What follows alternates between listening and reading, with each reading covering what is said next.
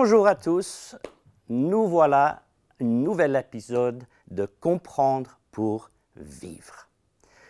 Aujourd'hui, on va regarder quelque chose qui est primordial à la foi chrétienne.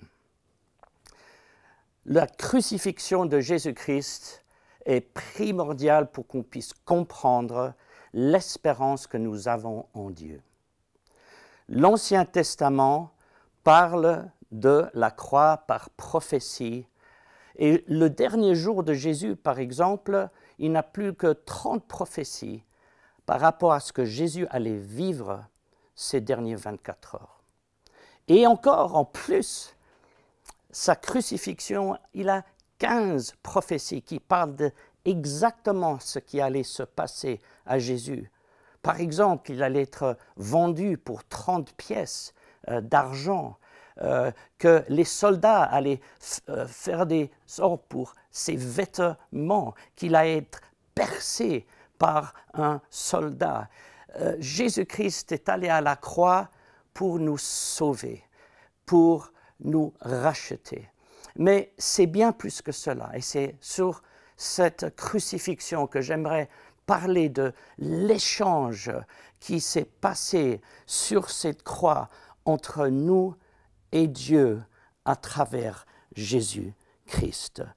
L'Ancien Testament nous parle de cette notion qu'il a œil pour œil, dent pour dent, une vie pour racheter une autre. Et la loi nous amène, n'est-ce pas, cette notion d'offrir un animal afin que Dieu couvre nos péchés. Et tout ceci est venu afin que quand Jésus-Christ vient, il est dit de lui, voici l'agneau qui vient, qui ôte les péchés du monde. Le Fils de Dieu, qui était le créateur de cet univers, qui tient toutes choses par sa parole, est venu dans la chair. Dieu est devenu homme. C'est pourquoi on appelle Jésus-Christ Emmanuel, Dieu avec nous. Et Jésus-Christ a vécu une vie sans péché. Et on pense souvent que Jésus est sur cette croix et que voilà, il a passé un mauvais quart d'heure. Bon, il était là plus de 3 heures, mais toute sa vie était un sacrifice. Pendant 33 ans, Jésus-Christ n'a jamais péché en pensée, en parole ou en acte.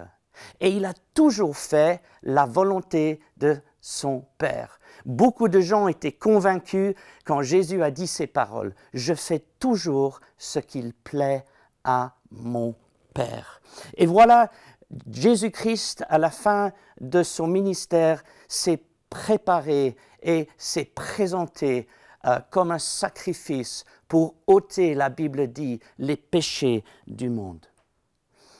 Mais on voit souvent la croix dans des images et on a une fausse image en vérité de ce qu'était la crucifixion au temps de Jésus. On voit souvent Jésus sur une petite montagne avec une croix qui est très grande, élevée entre deux autres personnes et les gens qui regardent de loin. Rien pour être le contraire, mesdames, messieurs, c'est que Jésus-Christ est mort sur une croix où il était à 80 cm du sol, sur un passage où les gens passaient et le voyaient et pouvaient le regarder droit dans les yeux. Et plus que cela, notre Seigneur Jésus-Christ n'avait pas quelque chose qui couvrait une partie de son corps. Jésus-Christ était nu sur cette croix pour moi et pour toi. Jésus-Christ a fait la plus grande chose dans toute l'existence et l'histoire de l'humanité sur cette croix, parce qu'il a eu un échange entre lui et nous. Jésus-Christ a enduré et a donné sa vie afin que lui était puni, afin que nous soyons sans péché devant Dieu. Lui, il a été blessé, il a reçu cette flagellation qui l'a presque tué, afin que nous soyons guéris dans notre corps, âme et esprit. La Bible dit qu'il est devenu péché, tous les péchés placés sur lui, afin que nous soyons la justesse de Dieu. Alléluia. Et Jésus a enduré la pauvreté dans ce monde. Lui qui était assis sur son trône glorieux, il a laissé tout ceci. Il a vécu la vie d'un homme pauvre. Et en échange, il nous donne l'abondance que nous avons en lui parce qu'il fait de nous maintenant co-héritiers dans le royaume de Dieu. Et Jésus a connu la mort, lui qui est vie éternelle, afin que nous recevons cette vie éternelle en nous. Celui qui croit en moi ne mourra jamais. Gloire à Dieu. Jésus était méprisé afin que nous recevons la gloire qui était due à lui. Jésus était rejeté afin que nous soyons acceptés par Dieu notre Père. Et Jésus à la fin est devenu une malédiction afin que nous recevons toutes les bénédictions qui lui étaient dues à lui. Et lui, il a tout fait, il a tout gagné, il a tout mérité, et il nous l'a tout donné, tout partagé. Voilà un peu les choses qui se sont passées sur la croix. Et avec toutes les références que vous auriez, que la parole nous donne. Ce salut parfait nous dit que Dieu était en Christ, réconciliant le monde à lui-même, qui veut dire que nous avons un pardon parfait de Dieu. Vous avez un pardon parfait de Dieu en Jésus-Christ. Ne le doutez pas. Il est aussi dit car toutes les promesses de Dieu sont oui et amen en Jésus-Christ.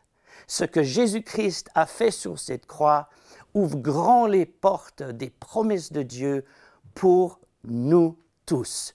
Pas parce qu'on le mérite, mais parce que nous avons fait confiance dans le Seigneur Jésus et ce qu'il a fait sur cette croix. Avant sa mort, il l'a dit, tout est accompli, c'est fini, c'est fait. Il n'a rien à rajouter, rien ne peut être enlevé. À nous de mettre notre foi dans cette œuvre que Jésus-Christ a fait et de croire que tout l'héritage qui est à lui est maintenant ici pour nous. Nous avons la paix, l'espoir. En Jésus, nous avons ce siège de miséricorde, ce trône de grâce à laquelle nous pouvons venir et réclamer, insister même, Dieu, bénis-moi à cause de Jésus-Christ en qui je mets ma toute confiance. Tout ce que nous avons reçu, tout ce nous allons recevoir, tout ce que nous sommes, tout ce qu'on va devenir, c'est parce que Jésus-Christ a enduré cette croix et a échangé, il a pris sur lui ce qui nous était dû à nous. Et en échange, il nous a donné tout ce qui était dû à lui. Alors approchons-nous chaque jour avec cette assurance à ce trône de grâce et vivons dans cette connaissance de l'échange qui s'est fait sur la croix de Calvaire. Que Dieu nous bénisse, nous garde et à bientôt.